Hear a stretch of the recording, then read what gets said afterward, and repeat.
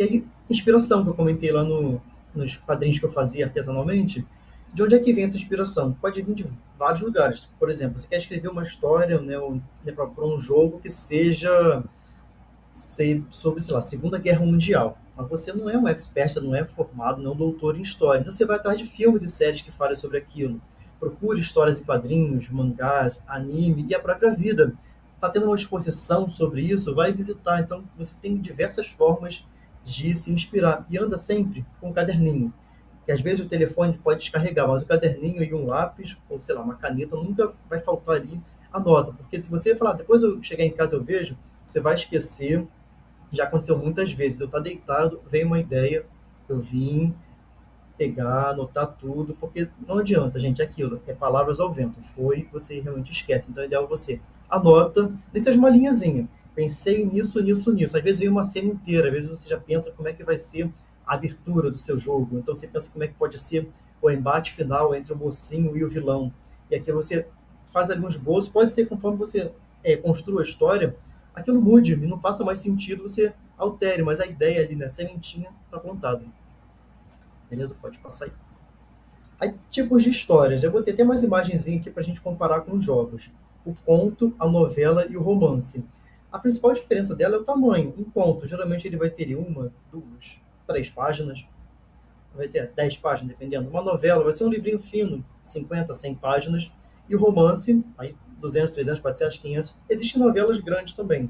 Mas o que, que muda nela? Não é o tamanho. Acaba que o tamanho vai diferenciar por quantidade de conteúdo que vai ter ali. Aí o conto, ele vai ser uma coisa que vai ter um ou então poucos personagens de um único conflito. Aí eu botei aqui o jogo da cobrinha. Não tem muita história. O que é a história? A cobrinha ali comendo, ela vai crescendo. É aquele ali. Então ela exige menos de criação, de enredo, de plots e tudo mais. Uma novela já vai ser uma história mediana. Eu botei aqui um jogo de luta. Eu botei Street Fighter, mas pode ser qualquer outro jogos que tenha uma história mais simples. Então, sei lá, Super Mario. Super Mario poderia ser uma novela. Por quê? Ele tem que ir lá salvar a princesa e vencer o Copa. Né? Basicamente a história é essa, por mais que tenha outros desenvolvimentos dentro. Não tem muitos personagens.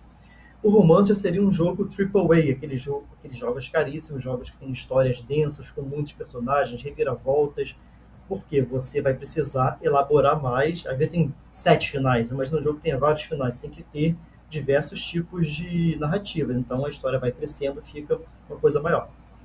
Beleza? Pode seguir, por favor. E aí você vai perguntar, tá, mas eu não sou escritor. Eu nunca gostei de português, história, eu nunca gostei dessas coisas. Eu gosto de programar, eu sou da área de exatas, né? Completo contrário comigo. Como é que eu faço isso? Vamos lá que eu vou dar uma dica aqui.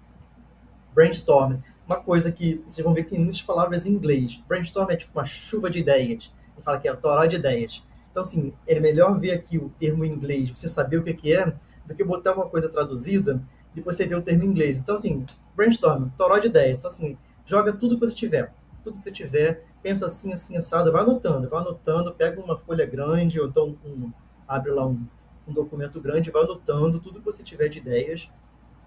Depois você vai pescando o que, que te serve, o que, que não te serve, o que não te serve mais.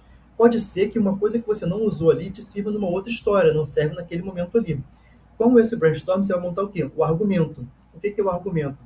Já viu um livro, ou então um filme, o pessoal aqui das antigas, mas na minha época, que pegava lá o seu VHS e olhava atrás, tinha uma sinopse, tinha lá a descrição o filme, conta isso, isso, isso, só que ele não contava o final, né? Você vinha lá, era mais um gatilho para você poder se interessar por aquela história. O argumento não, ele vai ter o começo, o meio e o fim. É como se você estivesse contando para uma pessoa sobre o que é essa história. Vamos supor que seu amigo perguntou, tá, mas o seu jogo é sobre o quê? Você vai falar lá, o jogo do Mario. Ah, o jogo você joga com dois irmãos, eles são assim, encanadores, tem lá a princesa que foi sequestrada, e aí tem o Yoshi, que é um dinossaurinho, assim, que ele pode montar. Ah, tá, legal, o que, que ele faz? Ah, ele passa por vários mundos, cada mundo tem um vilão para ele poder vencer e tudo mais. No final, ele enfrenta o Copa e salva a princesa. Beleza? Você contou a história do começo, você falou os desafios do meio e chegou no final. Tem muitos detalhes? Tem muita coisa? Não, o argumento ele é isso. Ele é uma história curta, com poucos parágrafos, onde você vai contar, você vai fazer um resumo da sua história. Beleza? Pode passar. E aí, como é que você constrói o seu argumento? O que, que tem que ter ali? Personagem, tem que dizer, né, quem que ele é, o que, que ele faz. E aí você vai desdobrando. Primeiro você vai fazendo tópicos, depois você vai desdobrando, você vai colocando elementos sobre ele, tudo que você acha que vai ter sentido ter ali. Tem coisa que às vezes não vai estar no jogo, mas já viu quando você abre o site da empresa, alguma coisa, vem um livro, alguma coisa que remeta ao personagem que tem lá. Fulano gosta disso, o prato preferido do personagem. Pô, mas no jogo, no momento que ele para comer. Tá, mas na sua ficha lá que você preparou tem aquilo. Então, quanto mais conteúdo você tiver sobre aquilo, mais rico fica e mais robusto fica a sua história. Aí o conflito. Volta, por favor. O conflito. Qual vai ser o conflito que o personagem vai ter que enfrentar? Então você disse ali o que é esse conflito e aquilo. Quanto mais você descrever, melhor. Mas se você botar só uma ideia, beleza, ao longo da escrita você pode ir evoluindo isso. E a transformação, o que vai acontecer? O personagem tem a jornada do herói, ele surge aqui do ponto comum, ele vai passando por várias coisas, enfrentando vários conflitos, até que no final ele volta transformado. Nessa história de vida, né? Você sai de casa, você faz várias coisas, quando você não volta a mesma pessoa que você era ontem, certo? Pode passar, por favor, Pedro. E aí temos os recursos narrativos, que a gente entra com aquelas palavrinhas em inglês que eu comentei, vão ter algumas.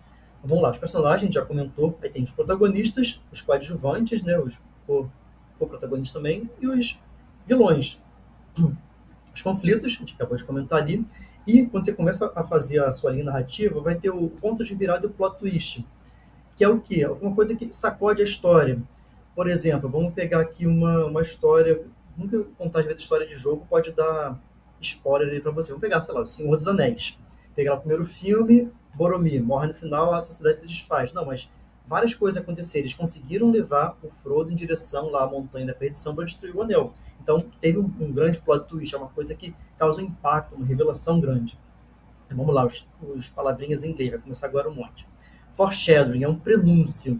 Vamos supor que no seu jogo o vilão tenha um defeito que sei lá, o Kryptonita do Super-Homem.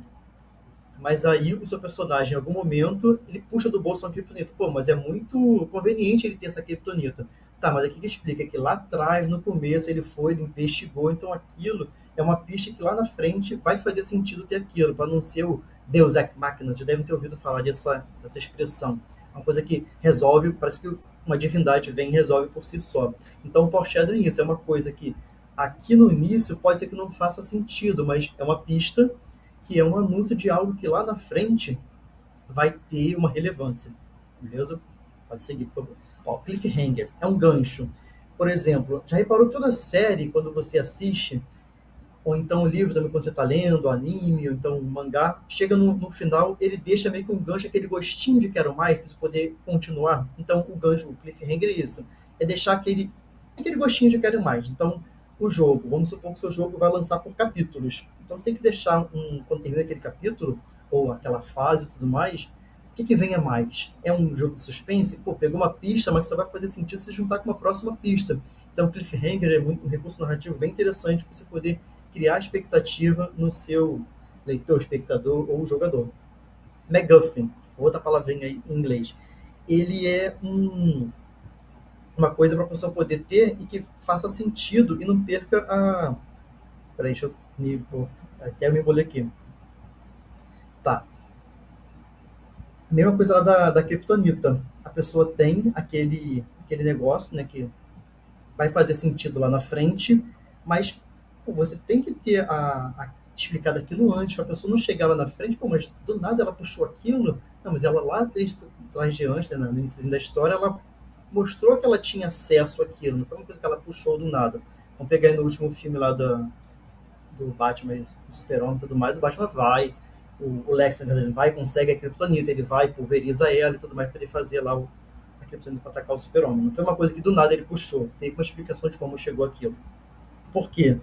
Caso você não dê essa estrutura, não dê essa base sólida, você leva a suspensão da descrença, você tira a suspensão da descrença. De novo, o Super-Homem voa. Tá, por quê? É explicado que ele é um alienígena e tudo mais, ele voa. Agora, na sua história, do nada o personagem for e voar. Tá, mas ele é uma pessoa comum e ele voa?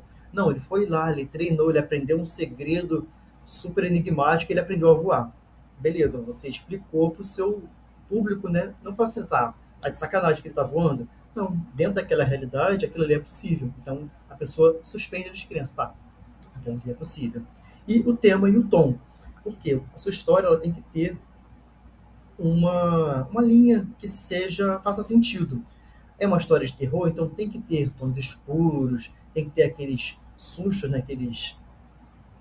Uma janela, um trovão, alguma coisa assim. Agora, é uma história de comédia, tem que ter coisas que faça a pessoa rir. Não é que não tem que ser só aquilo. Tem jogos que conseguem misturar, mas às vezes, já devem ter visto isso, críticas falar, acho que pesou muito na ação, pesou muito na história, muito chato, não sei o quê. Então é pesar o tema e o tom. Que história que você quer contar? Seu jogo vai ser sobre o quê? E aí você equilibrar isso para poder fazer sentido. Beleza? Pode passar, por favor.